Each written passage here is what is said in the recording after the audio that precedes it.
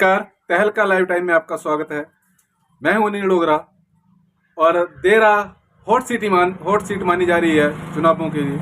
उपचुनाव हो रहे हैं यहाँ पर और एक तरफ निर्दलीय विधायक हैं और दूसरी तरफ वोटर है जिनसे हम उनकी राय जान रहे हैं। ये बीण और लम्बी पुक्कर का बॉर्डर है जहाँ पर इस वक्त हम बैठे हैं और हमारे साथ बुद्धिजीवी वर्ग में भी आते हैं और अच्छा सूख है समाज में इनका। इनसे हम बातचीत करेंगे कि ये उपचुनाव होने चाहिए थे या नहीं होने चाहिए थे, और होने चाहिए थे तो क्यों होने चाहिए थे, और नहीं अगर हो रहे हैं तो क्यों हो रहे हैं। सर नमस्कार। नमस्कार। सर क्या नाम है जी आपका? मेरा नाम जनक सिंह है जी। जनक जी, ये उपचुनाव होने चाहिए थे या नहीं होने चाहिए, क्योंकि आप भी एक वोटर हैं। एज ए वोटर तो और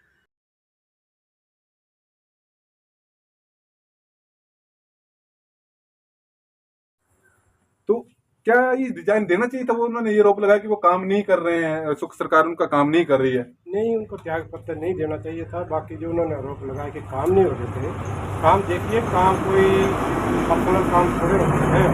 वो देखिए तो साहब मुख्यमंत्री जी ने एक इंटरनेशनल जूझ में उसकी कोशिश जारी है और वो उसका काम चला हुआ है। और भी कई काम जो उनके लेवल के हैं वो हो रहे हैं। तो पर्सनल काम के लिए तो नहीं मैं कहूँगा कि किसी की ट्रांसफ़र हो जाए, किसी की ये हो जाए, वो ठीक नहीं है। बड़े बड़े काम हो रहे हैं और अभी काम होने थे। अभी तो शुरुआत थी। सरकार को पहले कई मुश्किलों का सामना करना पड़ा। आर्थिक स्थिति इतनी अच्छी नहीं थी, उसके बावजूद उन्होंने आर्थिक प्रबंध किया, पूरा प्रबंध किया। तो मैंने बोला कि बड़े बड़े कामों के लिए वो उनके लिए आधारशिला रखी है। ये हमारे साथ हैं और ये कह रहे हैं कि सुख सरकार ने 1.5 वर्ष में बहुत अच्छा काम किया है।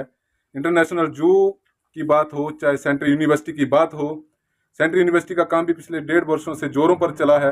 और इंटरनेशनल जू जैसे इन्होंने बताया, क्योंकि ये बुद्धिजीवी वर्ग में आते हैं और जो लोग हमें लाइव देख रहे हैं उनसे निवेदन है कि इस स्ट्रीम को ज़्यादा से ज़्यादा शेयर करें ताकि इनकी बात लोगों तक हर मतदाता तक जरूर पहुंचे। तो सर पठानी जी, एक लास्ट और महत्वपूर्ण प्रश्न ये है कि अब फिर से वो विधायक का ही चुनाव लड़ रहे हैं, विधायक से ही उन्होंने रिजाइन दिया। इसको कैसे देखते हैं?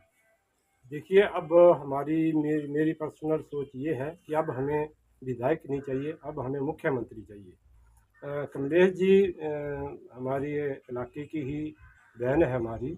वो हमारी समस्या को बड़ी अच्छी तरह से समझती है। अगर वो बनती हैं तो हमारी पहुंच जो है सीएम तक हो जाएगी। और सीएम भी हमारे इलाके से गए हुए हैं, तो वो हमारी समस्याएं बड़ी अच्छी समझते हैं। और हम ये सोचते हैं कि कमलेश जी बने, और उनके बनने से फ़ायदा ये होगा कि रूलिंग का एमएलए मिलेगा और उनके पास ये बात नहीं होगा कि मेरे काम नहीं होते। रानी जी, आपने बड़ी बात की रूलिंग का एमएलए। जब यहाँ देरा का दुर्भाग्य रहा है कि बीजेपी की गवर्नमेंट होती है तो कांग्रेस का विधायक होता है, और कांग्रेस की गवर्नमेंट होती है तो बीजेपी का विधायक होता है। पिछले 20 वर्षों से ऐसे ही जूझ रहा है, क्या कहेंगे? यही तो प्रॉब्लम है। तभी तो मैं बोल रहा हूँ कि अभी हमें रूलिंग के साथ चलना है और बड़े बड़े काम करवाना है। तो मैं लोगों से यही बोलूँगा कि रूलिंग का एमएलए बनाया जाए। और कमलेश जी आई हैं, हमारी बहन है, तो उनके पक्ष में वोट किया जाए और जो भी काम होंगे वो सीएम के कहने से होंगे और बड़े बड़े काम होंगे। धन्यवाद रानी जी, आपने हमें समय दिया कीमती। धन्यवाद। ये थे हमारे साथ जनकराज ठाणी जी।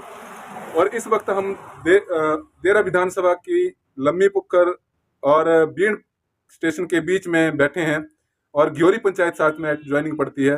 तो जो भी लोग मुझे भी लाइव देख रहे हैं उनसे भी निवेदन है, मैं नहीं कहता वोट कांग्रेस को डालें, मैं नहीं कहता वोट बीजेपी को डालें, लेकिन 10 जुलाई को मतदान जरूर करें, अपने अधिकार को पहचानें और मतदान जरूर करें। इस तरह की हॉट खबरों के लिए आप बने रहें तहलका लाइव टाइम के साथ। देखते रहें तहलका लाइव टाइम। तहलका लाइव टाइम के लिए देरा से अनिल डोगरा की रिपोर्ट।